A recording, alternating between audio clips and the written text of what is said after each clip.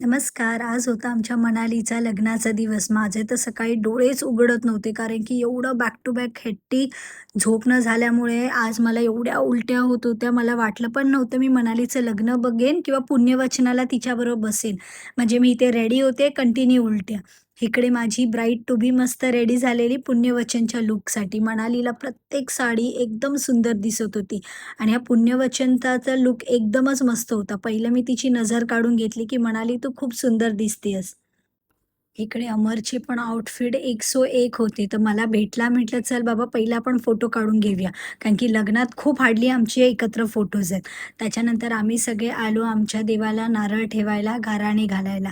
आमची पूर्ण फॅमिली होती. जसं माझी आई, श्वेता, काका, दानू सगळ्यांचे आशीर्वाद आम्ही पहिले घेतले आणि मनालीला पुण्यवचनसाठी रेडी केलं. ते तिकडे दादानी पहिलं गाराणे घालून घेतले देवाला, की "हे देवा सगळं काही ते आमचं लग्न नीट होऊ देत, सुरळीत होऊ देत, काय मध्ये काय येऊ देत नको."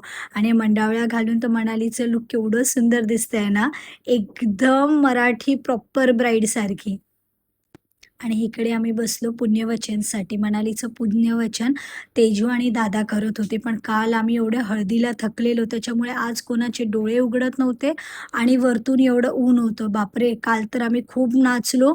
त्याच्यामुळे आज सकाळी काहीच ताकद नव्हती आणि इथे एक करून जे स्टेप बाय स्टेप पुण्यवचनला चालू केलं होतं. पूर्ण फॅमिली आली होती.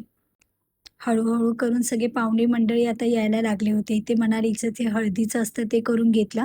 इथे थोडे आम्ही सगळे इमोशनल झालेलो मनालीला असं नवरीच्या रूपमध्ये मंडपामध्ये बघून. त्याच्यानंतर इथे अमरची फॅमिलीसुद्धा आली. एवढी गरमी होती बिचाऱ्यांना पाठी बसवलं आणि लग्न आमचं एवढं मोठं होतं, की ते तुम्हाला उद्याच्या व्लॉगमध्ये बघायला लागेल. कारण की एका व्लॉगमध्ये सगळं कव्हर नाही करू शकत.